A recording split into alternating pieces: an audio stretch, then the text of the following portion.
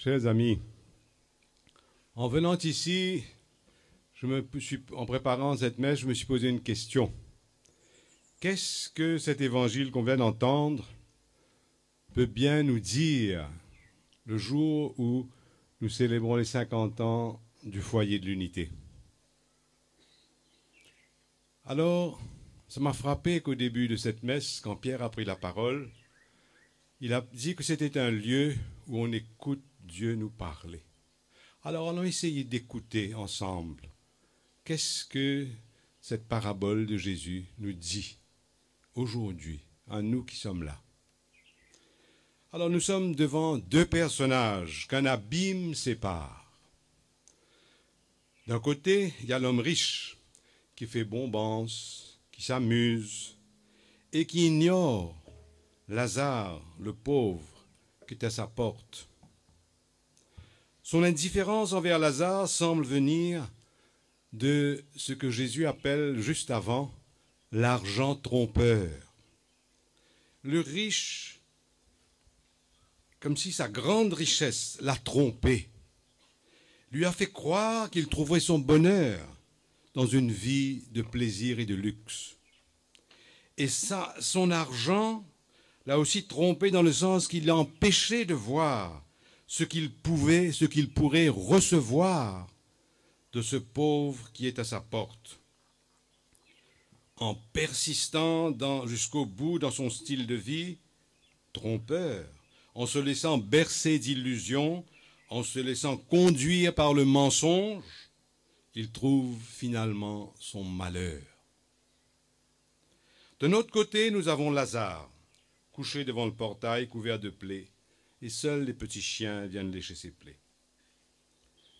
Et cependant, cette personne dont personne ne prend compte, il semble être un vrai fils d'Abraham, puisqu'il est dit qu'il est conduit dans le sein d'Abraham.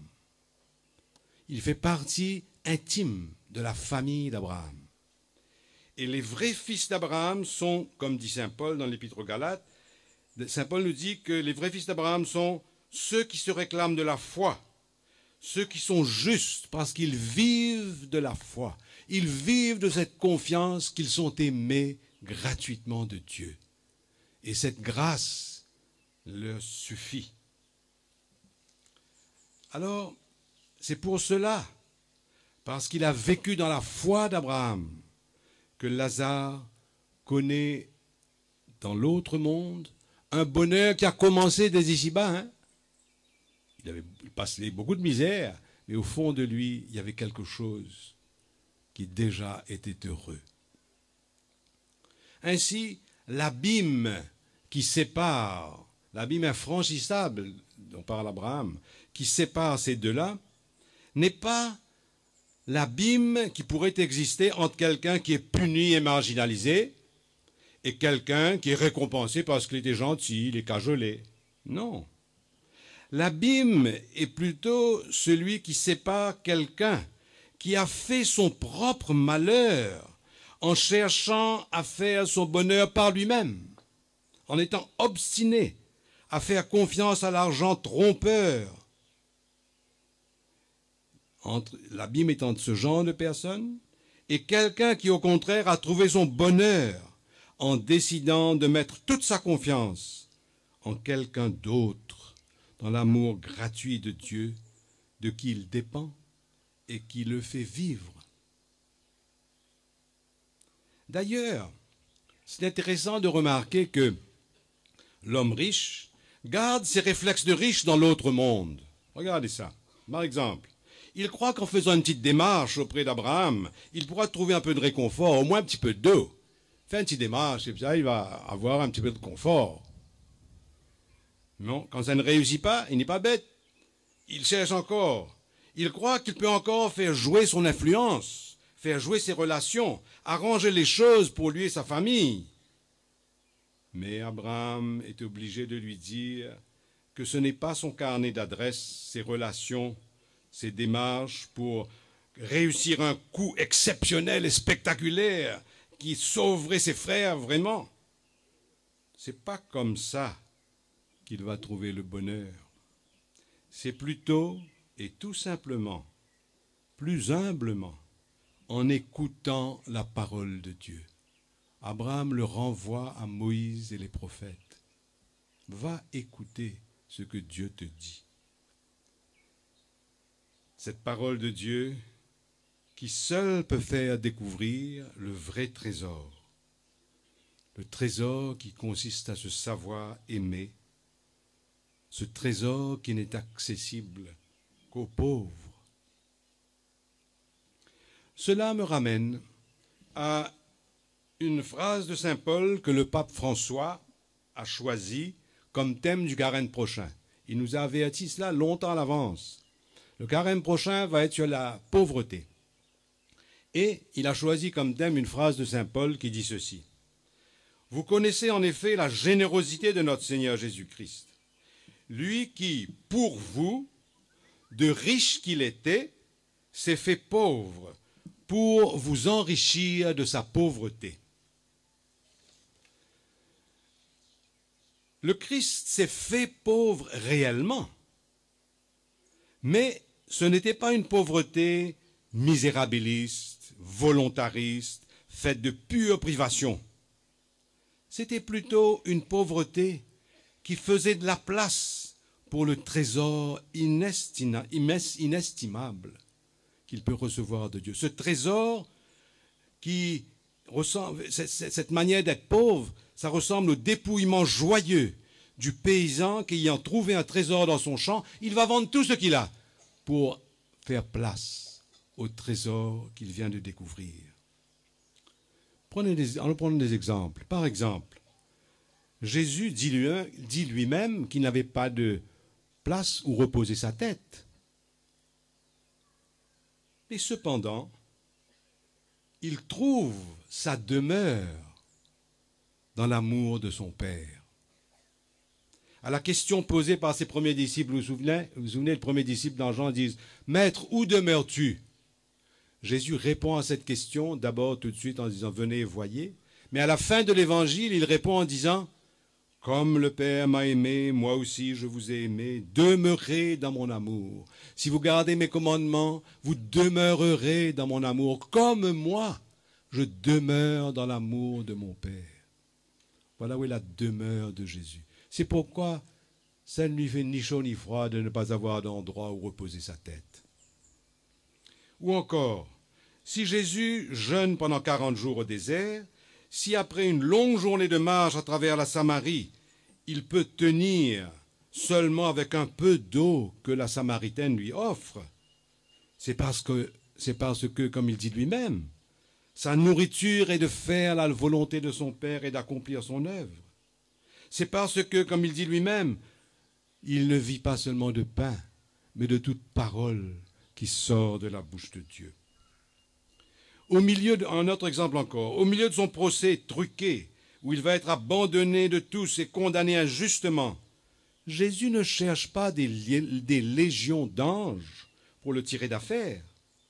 Dans sa grande solitude, livré qu'il est à la lâcheté des hommes, ce qui lui donne la force de tenir et encore de s'intéresser aux autres, c'est le simple fait que son Père, comme il dit, est avec lui.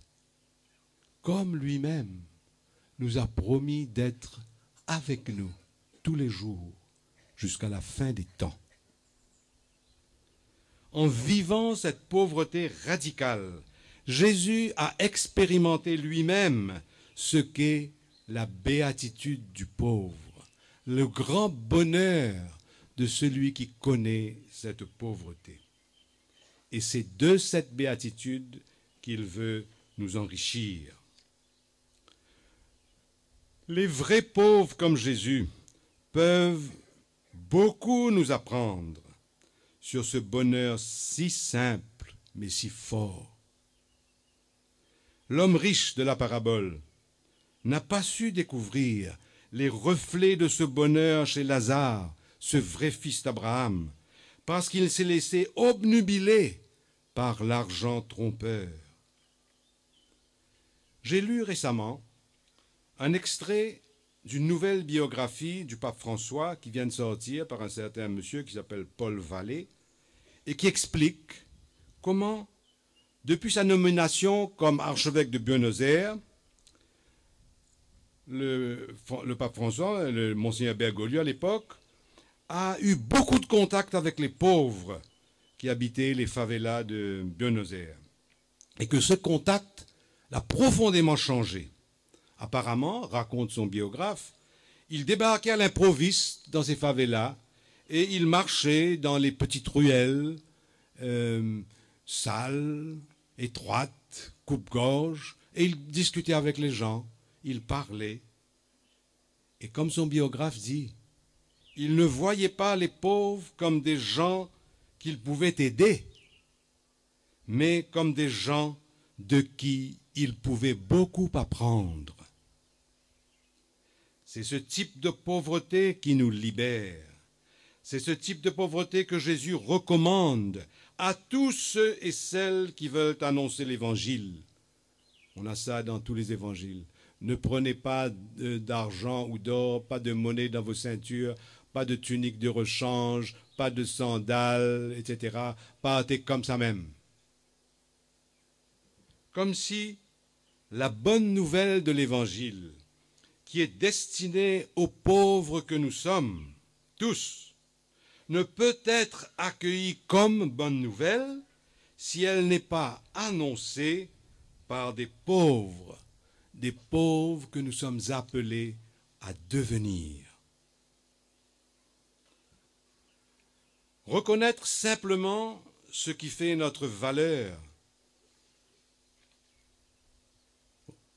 La vraie pauvreté, là, c'est reconnaître simplement ce qui fait notre valeur. Ce n'est ni nos compétences, ni notre savoir, ni le milieu dans lequel nous sommes nés, ni notre fortune, ni nos relations, ni notre réputation, mais seulement le fait que Dieu nous aime, le fait que nous avons de la valeur aux yeux de Dieu, et de la valeur qui nous est donnée gratuitement. Dieu ne nous aime pas parce que nous sommes ci, parce que nous sommes intelligents, parce que nous sommes bons. Non. C'est parce que Dieu nous aime que nous devenons bons. Notre valeur dépend de ce regard d'amour gratuit que Dieu pose sur chacun des plus petits de ses enfants. C'est cela que saint Paul a voulu dire et redire de mille et une façons. Dans l'Épître aux Corinthiens, il dit, par exemple, « Ce qui est fou dans le monde, voilà ce que Dieu a choisi pour confondre ceux qui se croient sages. Ce qui est faible dans le monde, voilà ce que Dieu a choisi pour confondre ceux qui se croient forts. » Vous savez, au moment où, dans l'Église universelle, nous sommes lancés par le pape Benoît et le pape François sur un chemin de nouvelle évangélisation, le dernier synode a lancé l'Église dessus. Au moment où, dans notre diocèse, ici, chez nous, ce chemin de nouvelle évangélisation va s'appeler le chemin de Cléopas, comme vous savez. Je sens, pour vous dire franchement, comme un appel très fort à redécouvrir cette pauvreté dont le Christ veut nous enrichir.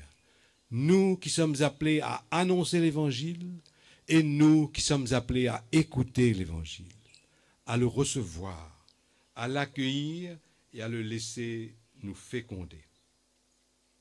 La parabole de Lazare et du riche nous donne deux petites indications bien simples sur la façon de vivre cette pauvreté. En négatif d'abord, l'écoute du pauvre. Cette pauvreté-là nous demande à écouter les pauvres. C'est cette écoute-là que le riche a complètement manqué. Mais c'est cette écoute-là qui a nourri et transformé le pape François. Deuxièmement, il y a l'écoute de la parole de Dieu. C'est cette écoute-là que Abraham convie Lazare et ses frères, mais ils ne veulent pas. Alors par contre, en positif, nous rencontrons cette double écoute qui est comme le signe de cette pauvreté à laquelle Jésus nous invite. Nous retrouvons cette double écoute dans la façon dont Jésus annonce la bonne nouvelle à Cléopas. Regardez, d'abord, quand Jésus s'approche de Cléopas, il s'approche très discrètement, très humblement, tellement discrètement qu'il n'est même pas reconnu. Et il ne fait qu'écouter, longuement. Il écoute ce malheureux Cléopas et son compagnon. Dit à toute leur désespoir, toute leur désillusion, leur découragement. Il écoute, écoute, écoute. Ensuite, Jésus invite Cléopas à écouter la parole. Cette parole que Jésus lui-même a déjà écoutée, et a écouté si profondément qu'elle s'est incarnée en lui. Et c'est ainsi qu'en invitant Cléopas à écouter la parole, il peut lui expliquer dans toutes les Écritures ce qui le concernait. Jésus se fait pauvre pour écouter Cléopas. Et quand il invite Cléopas à l'écouter, il l'invite à écouter ce que lui-même a reçu en écoutant les Écritures. Avec Cléopas, Jésus fait exactement ce qu'il demande à ses disciples de faire quand il les envoie pour la première fois en mission. Jésus donne gratuitement ce qu'il a reçu gratuitement. Il dit à Cléopas, « Si Dieu m'a aimé, moi, le Fils de Dieu, gratuitement, combien plus il t'aimera, toi ?» Nous tous, nous sommes appelés à évangéliser comme ça. Si Dieu m'a aimé, moi, pécheur que je suis, moi, pauvre que je suis, mais combien plus, c'est pour vous aussi. La bonne nouvelle sera annoncée aux pauvres si elle est annoncée par des pauvres. Prions que avec cette année de la foi qui se termine, et avec ce chemin de nouvelle évangélisation qui commence, prions pour que nous puissions recevoir, chacun à sa manière, à n'importe quel niveau nous nous situons, que nous puissions recevoir de Jésus cette grâce de la pauvreté dont il veut nous enrichir.